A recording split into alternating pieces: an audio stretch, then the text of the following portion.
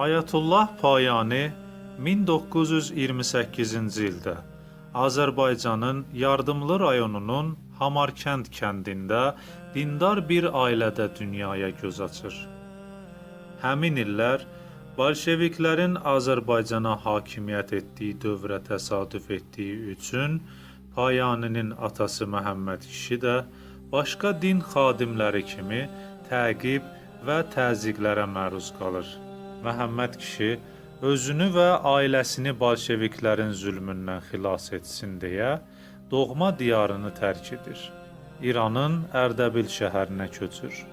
O zaman Ayətullah Payaninin 5 yaşı olardı. O, elə kiçik yaşlarından dini elmləri öyrənməyə çox can atırdı. Odur ki, təhsil almaq üçün Ərdəbilin dini mədrəsələrinin birinə daxil olur. Hovzənin təməl dərslərini qısa müddətdə müvəffəqiyyətlə bitirdikdən sonra biliyini artırmaq məqsədi ilə şəhərin tanınmış Molla İbrahim mədrəsəsinə yollanır. Alimin təhsil aldığı dövr İkinci Dünya müharibəsi ilə bir vaxtda təsadüf edirdi. Həmin illərdə İran şahlığı tarixində qara səhifələr açılmışdı. Ölkədə ictimai vəziyyət hədsiz dərəcədə ağır idi. Ölkə İngilis və Amerikalılar tərəfindən istismar olunduğuna görə xalq acınacaqlı vəziyyətdə yaşayırdı. Hər tərəfdə zülm, hərc-mərclik, aclıq və fəqirlik hökm sürürdü. Elm mərkəzləri elə bir vəziyyətə düşmüşdü ki, yaxşılaşmasına heç ümid yox idi. Belə bir durumda Ayətullah Əhməd Payani hədəfindən əl götürməyib, müqəddəs ruhani geyimində təhsilini davam etdirirdi. Həmin vaxtlar İran şahı Rıza xan dini təhsilə qadağası ilə yanaşı, ruhani libasını geyinməyə də icazə vermirdi. Ayətullah Payani öz xatirələrində belə yazır. Dövləti idarə edən Demokrat Partiyası ölkədə ruhanilər əleyhinə edamlar və terror aktı keçirirdi. Bu vəziyyətdə ruhani libası geymək heç də asan iş deyildi. Hər an haqqında ölüm ya edam hökmü verilə bilərdi. Ayətullah Payani bu ağrılı-acılı günlərdə bütün çətinliklərə sinə gərərək Ərdəbildə dini təhsilini başa vurub, təhsilini davam etdirmək məqsədi ilə müqəddəs Qum şəhərinə hicrət edir.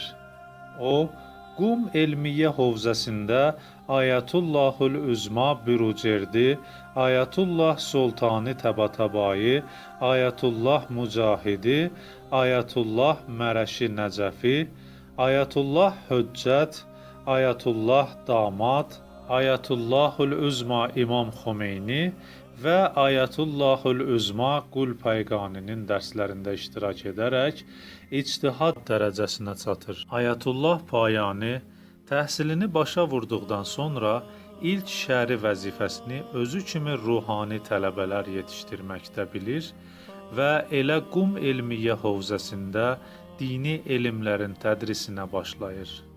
Onun ən çox tədris etdiyi əsərlərdən biri Ayətullah Şeyx Ənsarinin Məkasib kitabı olmuşdur. Bu əsərin nə qədər çətin və dərin məzmuna malik olmasına baxmayaraq, mərhum Ayətullah Payani bu kitabı 14 dəfə tədris edir.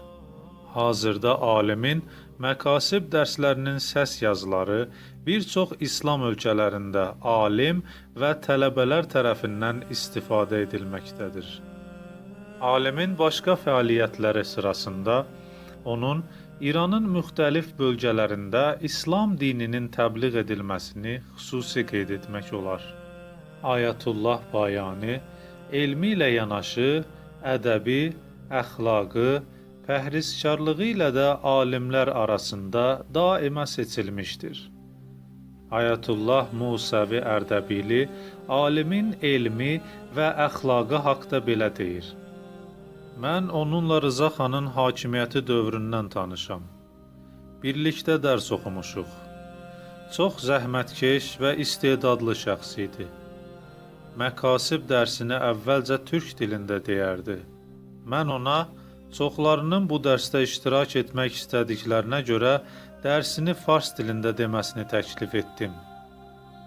Sonradan mənim sözümü qəbul edib dərsi fars dilində tədris etməyə başladı. İbadətinə qarşı çox dəqiq idi. Sadə şəkildə yaşamağa üstünlük verərdi. Mərhum Payaninin tələbəlik dostlarından biri də Ayətullah Məkarim Şirazi olmuşdur. O, Ayətullah Payani haqda belə deyir: Mən tələbəliyimizin ilk günlərindən onunla tanış olmuşam. Çox əxlaqlı, xoş xasiyyət və təvazökar insan idi. Heç vaxt heç kəsi incitməzdi.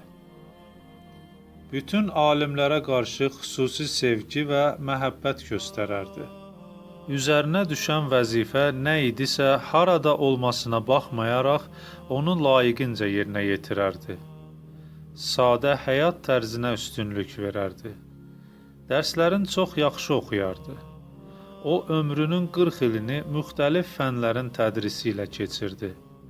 Və bu illər ərzində yetişdirdiyi şagirdlərdən məlum olur ki, mərhum Payani nə qədər dərin savada və ustadlıq bacarığına sahib olmuşdur.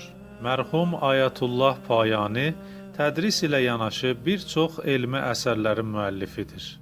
Onlardan İrşadut Talib ilə Həqaiqul Məkasib, Kifayətül Üsul kitabına şərh, Risalə-i Əhkamul Ərazi və Əqsamuha, Risalə-i Əqd-i Füzuli, Fehrest Camiul Şətat əsərlərinə işarə etmək olar. Nəhayət, mərhum Ayətullah Payani 1997-ci ildə 71 yaşında dünyasını dəyişir. Onun pak cənazəsi alim və ruhani tələbələrin böyük izdihamı ilə Həzrəti Fatimə-i Məsumənin pak hərəmində dəfn olunur.